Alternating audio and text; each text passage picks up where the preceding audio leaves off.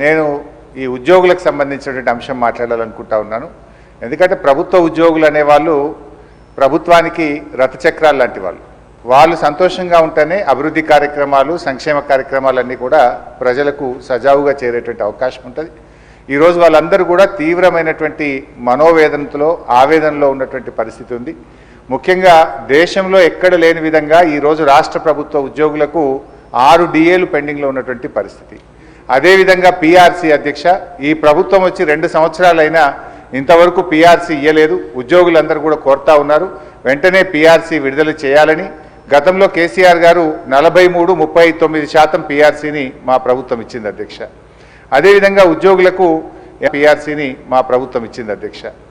అదేవిధంగా ఉద్యోగులకు employees health insurance scheme ఆ రోజు మేము జీవో కూడా ఇచ్చాం.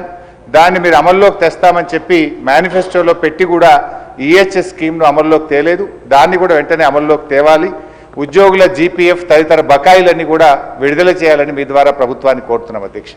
ముఖ్యంగా రిటైర్డ్ ఉద్యోగులైతే ఈ మధ్య మనం చూస్తూ ఉన్నాం 39 మంది రిటైర్డ్ ఉద్యోగులు బెనిఫిట్స్ ప్రభుత్వం నుంచి వాళ్ళ సేవింగ్స్ వాళ్ళకి ఇవ్వకపోవడం వల్ల వైద్యం కూడా చేయించుకోలేక ఈరోజు 39 మంది రిటైర్డ్ ఉద్యోగులు మరణించారు.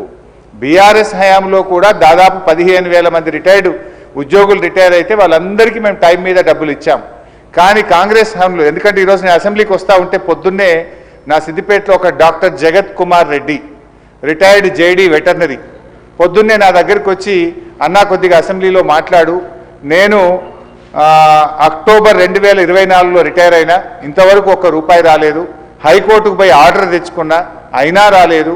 హైకోర్టులో కంటెంప్ట్ వేస్తే కూడా వాయిదాలు అడుగుతూ ప్రభుత్వం మమ్మల్ని ఇబ్బందులు పెడతా ఉంది.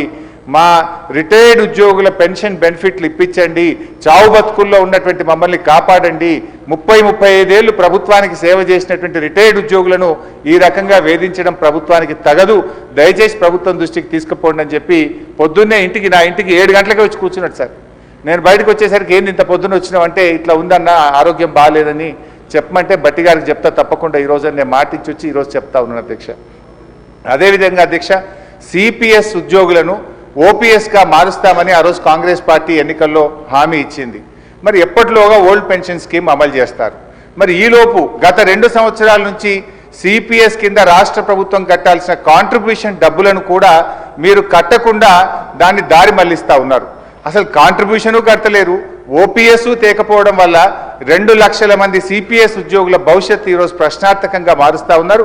దయచేసి సిపిఎస్ కాంట్రిబ్యూషన్ కట్టండి, ఓపీఎస్ విధానాన్ని ఇచ్చిన మాటకు కట్టుబడి తక్షణమే అమల్లోకి తేవాలని చెప్పి మీ ద్వారా కోరుతున్నాం అధ్యక్ష.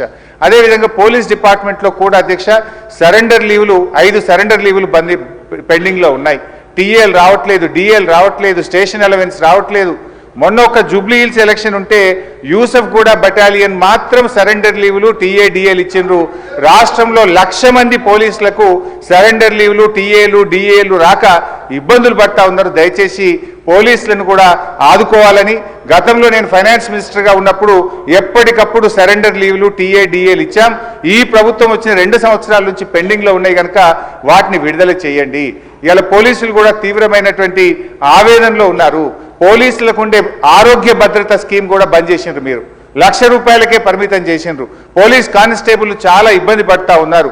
ఆరోగ్య భద్రతను పునరుద్ధరించండి, గతంలో మాదిరిగా కార్పొరేట్ వైద్యం పోలీసులకు అందించాలని చెప్పి కోరుతూ కాంగ్రెస్ పార్టీ ఎన్నికల మేనిఫెస్టోలో తక్షణమే మేము ఉద్యోగులకు పిఆర్సీ ఇస్తాము, పెండింగ్ డిఏలు ఇస్తాము, బకాయిలు ఇస్తాము, ఓపీఎస్ తెస్తామని మాట ఇచ్చి ఈరోజు కాంగ్రెస్ పార్టీ 2 ఏళ్ళైనా అమలు చేయకుండా మోసం చేస్తూ ఉంది.